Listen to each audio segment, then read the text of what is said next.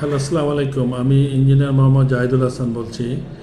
আজকাল artificial intelligence chat GPT নিয়ে মানুষের মনে অনেক প্রশ্ন আছে যে আমরা কখন আর্টিফিশিয়াল ইন্টেলিজেন্স বা চ্যাট জিপিটি ইউজ করবো, বা আর্টিফিশিয়াল ইন্টেলিজেন্স মানুষের কর্মসংস্থানকে ধ্বংস করবে, এসব নিয়ে অনেক কোশ্চেন আছে।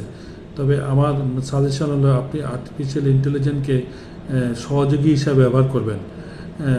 সব কিছুতে আর্টিফিশিয়াল ইন্টেলিজেন্স ব্যবহার করবেন না, তবে আপনার সহযোগী হিসাবে ব্যবহার করবেন। যেমন আপনি একটা ডকুমেন্ট তৈরি করছেন, সেই ডকুমেন্টটাকে ফাইন টিউনিং করার জন্য আপনি চ্যাট জিপিটি বা আর্টিফিশিয়াল ইন্টেলিজেন্সের সাহায্য নিতে পারেন।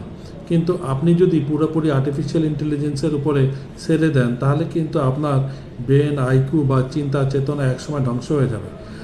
তাই আমার সাজেশন, আগে আপনি নিজে তৈরি করুন, তারপরে ফাইন টিউনিং করার জন্য এআইয়ের সাহায্য নিন।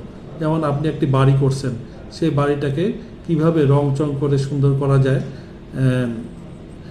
ঠিক ওইভাবেই আর্টিফিশিয়াল ইন্টেলিজেন্সকে ব্যবহার করুন। ধন্যবাদ, ভালো থাকবেন।